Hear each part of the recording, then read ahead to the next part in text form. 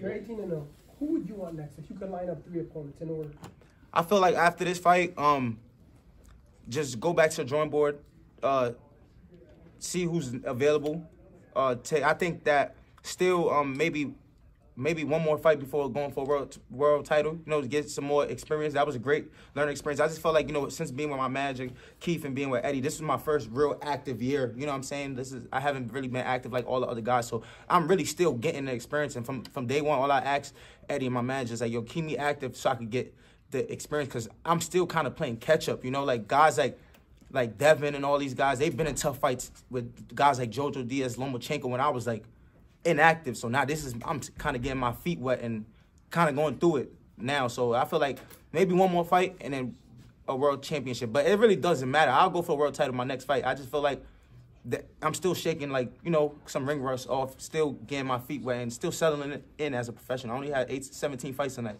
Look, I watched a little bit of Hitchins. Of course, I always scout the division with people that could be potential opponents. And yeah, he was hot on the radar for a while now, coming up through the rankings. And look, man, everyone always says this in boxing: you're only as good as your last fight. And not only me, but the whole world knows that he got his ass handed to him by a 5'5" lightweight Argentinian.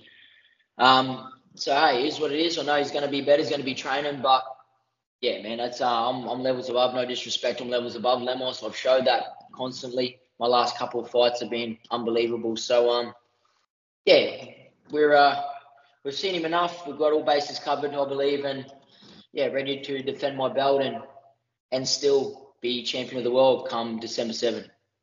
Do you feel, Liam, with this fight, this will be a little bit of a different build-up? Me knowing you probably better than anyone in Australia from a media point of view, I just want to make the record clear. You're an extremely humble person. You're very humble inside the ring and outside of it. Well, you can switch in the ring, obviously, but you don't bring a lot of bad blood. But do you feel with this fight that this fight will probably be a little bit of a different build-up because of him compared to a Matias, a Montana Love, Yoma Alamo, and, you know, some other opponents that you've fought? Look, I'm always humble. I am 100%. And recently you've seen me being a bit more outspoken. As the humble, nice guy, ain't working as much. You know, these guys, I've beaten all these guys, and they're going hiding. So I'm going to call everyone out now. I've got the belt there. I've got that pulling power. And like I said, I want to fight everyone, and everyone's gone quiet. Not one person's called me out after me beating Matias. So, look, it is what it is. I've got to sell a fight. And look, I've fought a Yappy cunt before in Montana Love, and we see how that panned out. You know, I don't speak a strong game because I let my actions speak for itself, and you've seen that in the ring. I don't have to try to build up a tough persona about myself. Everyone knows how I am. I'm real about it, and you see that in the ring. So yeah, we'll just see how it goes. We'll see how he approaches the build up. But at the end of the day, I couldn't give a shit what he says, man. It's me and him in there at the end of the day. No one in there to help him. Because I think a lot of the world that sort of know him is like, he's a little bit different to a lot of the other fighters. I think he thinks he's at a certain level that he hasn't yet reached. But when he gets on Twitter, he doesn't mind attacking people, does he? No, not at all. But if you've seen anyone that follows and keeps up to date with it a little bit, it's all lightweights he's calling out. He's not once said my name, which is a bit weird to me. He's my mandatory challenger.